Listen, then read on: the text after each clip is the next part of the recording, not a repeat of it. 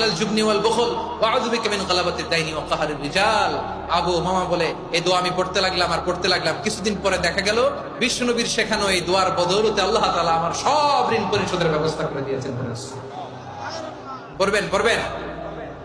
আমার প্রিয় পটুয়াখালীর ভাইয়েরা, বিশ্বনবীর জামাতা সাইয়্যিদিনা আলী রাদিয়াল্লাহু তাআলা আনহুর কাছে এক লোক এসে বলে, হে আলী, ঋণের বোঝায় আমি জর্জরিত, আমার কিছু অর্থ দিয়ে সাহায্য করো।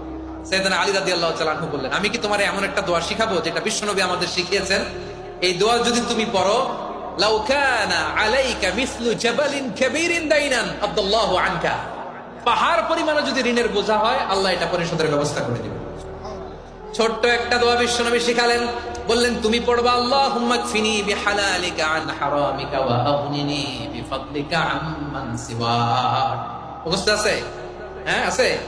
আল্লাহুম্মা কফিনি বিহালালিকা আন হারামিক, আল্লাহ তোমার হালাল দিয়ে আমাকে পরিতুষ্ট করো, হারাম থেকে বাঁচিয়ে রাখো, আর তোমার অনুগ্রহে মানুষের মুখাপেক্ষী যেন আমি না হই, আমি যেন সবসময় তোমার মুখাপেক্ষী হই, ওই তৌফিক দিও। সুবহানাল্লাহ পড়েন।